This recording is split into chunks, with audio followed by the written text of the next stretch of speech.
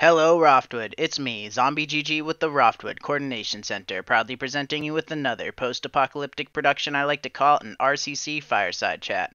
This is part 4 of my series with Bosch, a player whose long legacy in Malton is covered in legends and lore. Thanks for tuning in, and I hope you enjoy the show.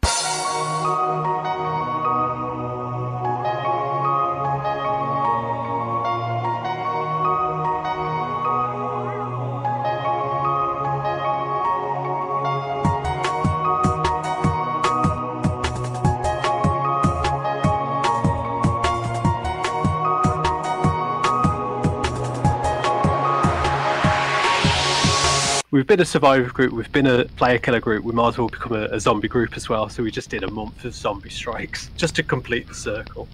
Jeez, what an interesting secret fraternity. Ass grab. And I like how it's all behind the scenes. Yep. People didn't know that the survivor group version existed, unless you were involved in it.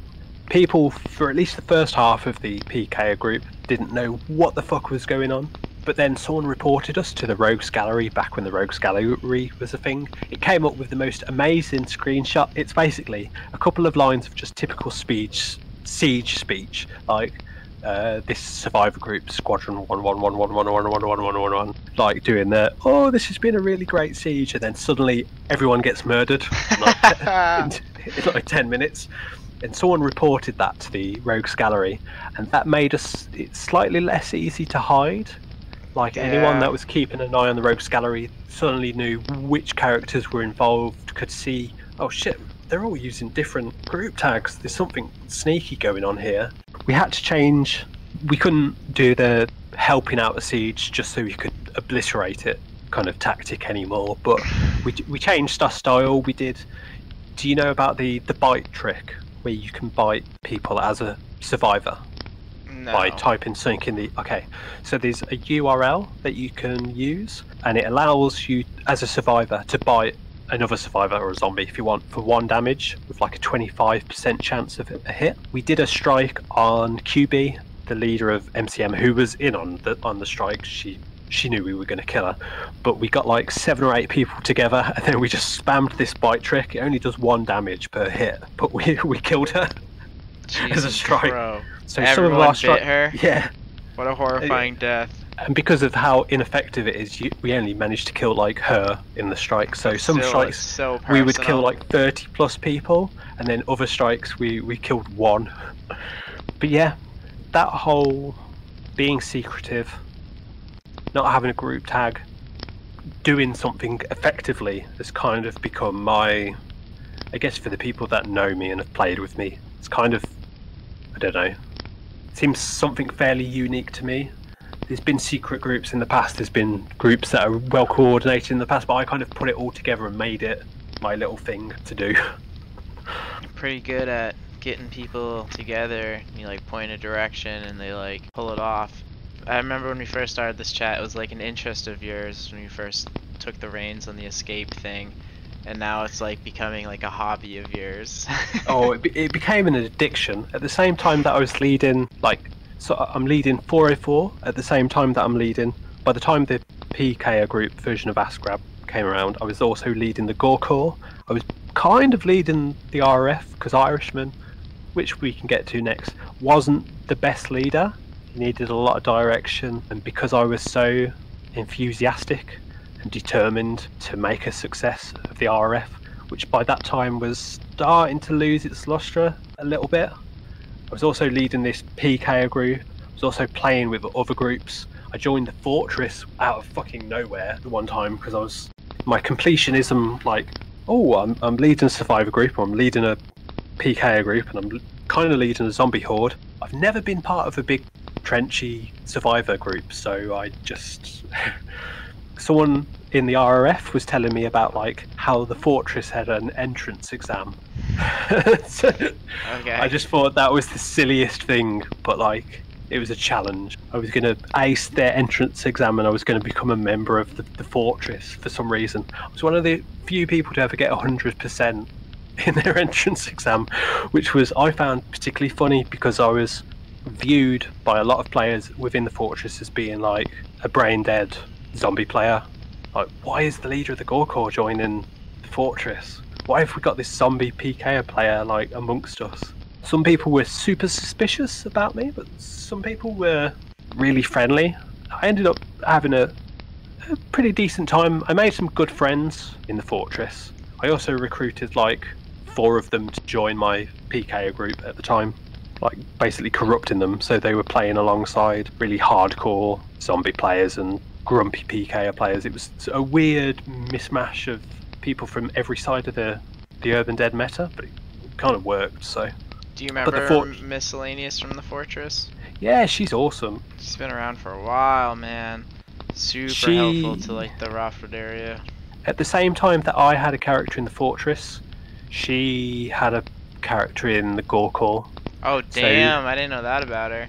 Yeah, I think she kept it quite a secret, but it's like for someone who's so closely associated with being a pro survivor, she's kind of like one of the main people in the Fortress and has been for years and years and years. She had a character in the Feral Undead, and at Escape she was kind of the leader of a zombie group called No Escape that kind of formed. And then she had a character in the Gore Corps, and she probably had like a secret PKO that she never told anyone about. She was much more interested in being a well-rounded player than most in the Fortress, and she ended up being one of the people that I got on with the most. Like I say, some people in the Fortress were very suspicious of me, wouldn't really talk to me, and other people were just incredibly welcoming. I mean, for my part, I didn't try and change the Fortress. I didn't try and sell them out or work against them. I was just you played with them. I don't know, all separation's real, man. You can pull it off. Because really a lot of the different styles are just so different. You become a much better player by playing every side of the game. That's where a lot of the really trenchy survivor groups completely failed. It's why they were so fucking inept that it was a joke. That's why they became jokes. Groups like Army Control Corps and Dunhill Hills Police Department, most of their players in these kind of groups would not play PKer or would not play zombie, or if they did, it was just a token zombie player just to shut people like me up who would be like, why are you only playing survivor? You should play every side of the game. You actually might be effective as your survivor characters if you understood what it takes to play as a zombie. The only play style I never really, I did do it for a short while, the only play style I never really got into was playing as a bounty hunter. The only reason I didn't really get into playing as a bounty hunter is, one, bounty hunters were full of shit. They were, on the face of it, anti-player killers, but they were some of the biggest player killers that the game's ever seen. And 2, the style's really boring. It just revolves around, have you got a generator, have you got fuel, find someone in a dark building, light it up, shoot them. But other than that, the main play styles, I guess the main core 3 I played extensively, either leading groups or forming groups or just being another grunt within a group, like in the case of the Fortress. Yeah, it seems like your quest was to get a 360-degree grasp on the game. You really kind of went at it from all angles, spare the bounty hunting angle. But damn, man, and all this is within like your first few years of playing the game. You see like the Dead 2.0, you get involved with the Gore Corps, you get involved with the Fortress, you get involved with 404 Barha, not found. When the Dead finally kind of evaporated from the game, and it only took a couple of months, they'd not succeeded in their plan of destroying the game because the game's undestroyable. There'll always be syringes, there'll always be survivors, there's always someone idled out with 50 syringes who can revive people. It's just impossible to break the game. The one thing they had broken was the zombie meta.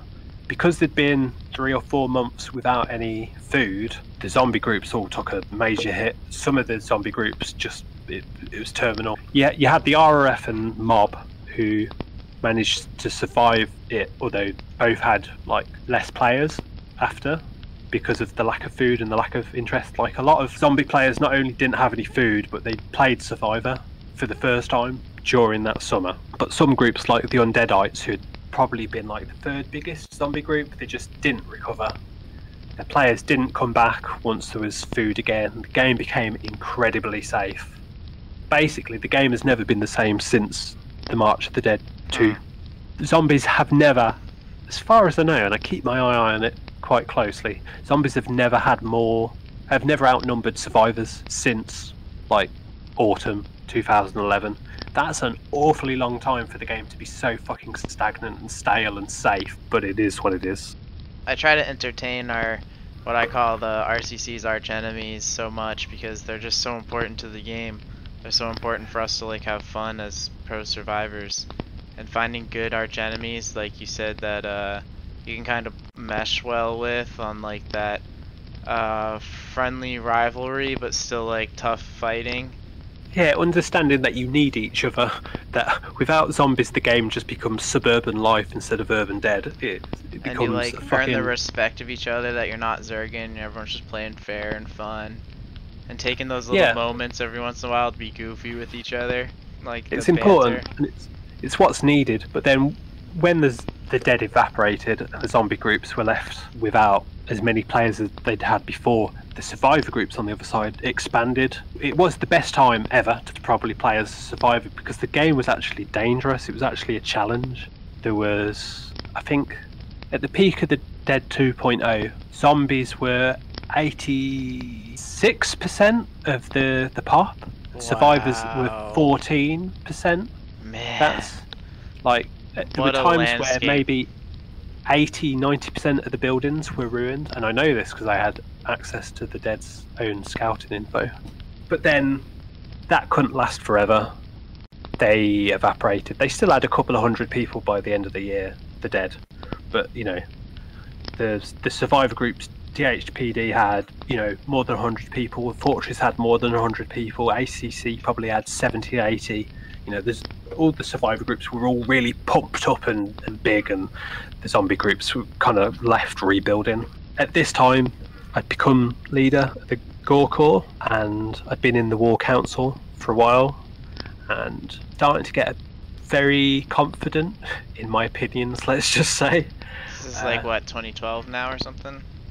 Yeah, 2011 into 2012.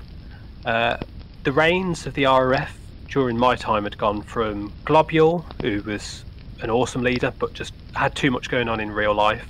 He passed it on to Jadcore, who wasn't leader for very long, understood what it took, just didn't really have enough time to make a mark. He just kind of carried on how the previous poppers had Heavy lies the Papa crown.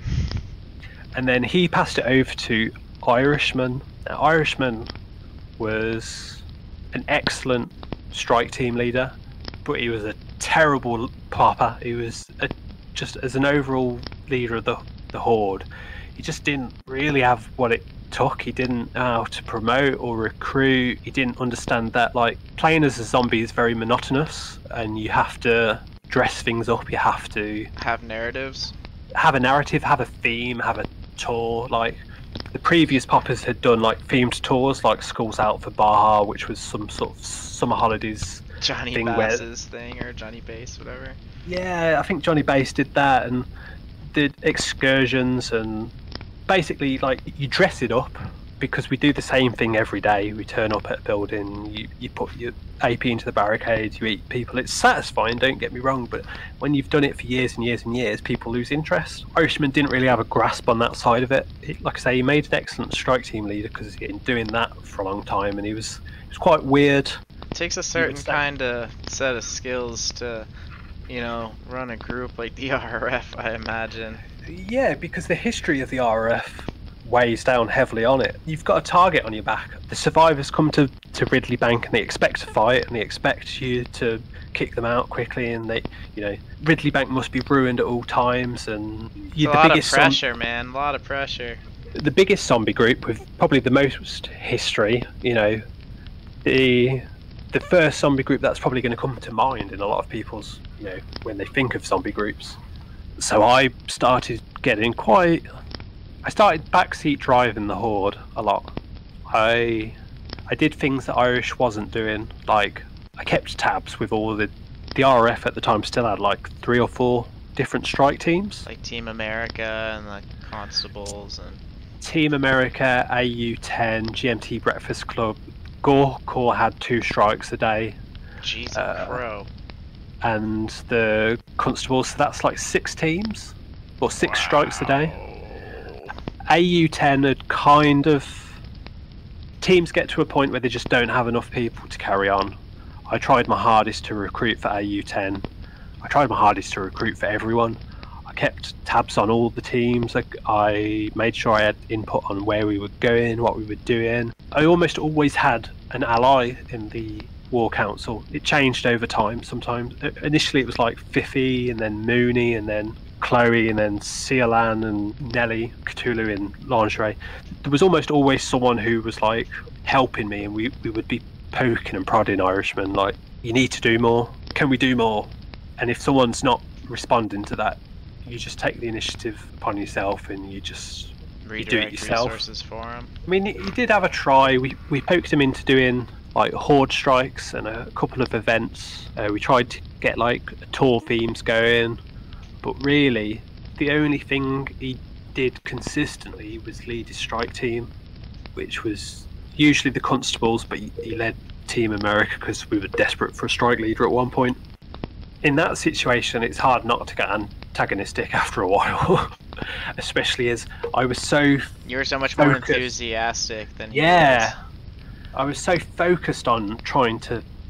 I'd got to a position of like influence within the RF, and I had a great deal of respect for the history and traditions. Like, it's funny, I never spoke to Lord Moloch properly until 2013, and then even then it was just a couple of private messages across the forum. I never spoke to him properly until like a year or two ago. But Fifi had told me like all sorts of stories about how Lord Moloch led the horde, and she gave me lots of history lessons. I was always tapping people up for, you know, what do you know about like Johnny Base, doing your Globule, homework, and man. Moloch, and trying to learn as much as you can to make the best decisions for the now. Yeah, like what is the RRF? Where has it come from? What is it supposed to do? Let's put that into practice. I had access, being a member of the War Council, to all of the old forum posts. On the Barha.com? On Barha.com. Later on I had access to everything on Barha.com because I was one of the global moderators. You can't get that back? Unfortunately not. It's a shame because there is so much history. I know, man. It's like a treasure chest sunk at the bottom of a lake. I want someone to like dive and get it. Like, I made the most of it whilst I had access to it, and so my mind was full of like, this is what we used to do, this is what we should still be doing. The Dead 2.0 had an impact on morale. Our numbers were starting to slip away. It was getting harder and harder to keep hold of Ridley Bank, especially as the survivor groups were all pumped up and, you know, very, very proactive at the time. Useless, but very proactive still. And it ended up just getting to a stage where people were plotting against Irishman's back, really. I can imagine. Because traditionally the poppers of the RRF sat in the hot seat for 6 to 9 months. It's very rare that anyone was leader for longer than that, mostly because it burns you out quite quickly. Now, Irishman had become leader of the RF around the time of the March of the Dead 2.0. So when they'd faded away, it was probably approaching the time where we would traditionally step down. Now, having been dealt that card where his leadership of the group had kind of been disrupted by this fucking huge event that had, you know, consumed the game for a few months. Fair enough, you know, we'll give him more time to prove himself, whatever. But as it became increasingly obvious that he didn't really have what it took to lead, and with the impact that it was having on the group, people were plotting. I probably had a couple of opportunities to stage a coup, and if I'd done it, I think people would have been mostly okay with it. I had the War Council on side. I had most of the players on side. Everyone knew me because I was... Pretty sure I've heard Lord Moloch say that you would have been a really good Papa back when you had this super enthusiastic energy in the like early 2011, 12, 13s or whatever. Yeah. Man, what a force you were in Malton on all angles. If you had like Papa control back when you had that energy. The thing was, I ended up getting into a stage where, okay, so I wasn't officially Papa. Never liked that particular title anyway. I was, you know, I always found it a bit creepy, to be honest, but I wasn't officially Papa. I wasn't the main person, but I was making vast majority of the decisions. I was deciding where the horde went. Backseat driving. I was fixing up the wiki pages. I was doing all of the grunt, office work, that the bureaucracy. I was leading the debates on what we should be doing in like the secret War Council forum bit. I was basically leading, just without being the role, and it's kind of get comfortable in that. It's It's a fun job or something. Well, it's like you don't take the blame if stuff gets fucked up. Okay. You know what I mean? Yeah. You don't have the title, but you're doing a lot of the work, and so it was easier for me to just be like, oh, okay, I'm going to do it anyway because I want to do it. But then as time went on and on, I became quite bitter about it. Like, I just wanted to be the fucking leader of the RF. I was doing the role already, and I'd gone through the kind of, I can live without it. But then in early 2012, things kind of reached a head. Me and Cielan, who was someone who she led 404 with me, and she was also on the War Council, and she ran the Team America Strike Team. Wow, We've been what a talking. player. Yeah, she's awesome. We had Irishman against the ropes one night.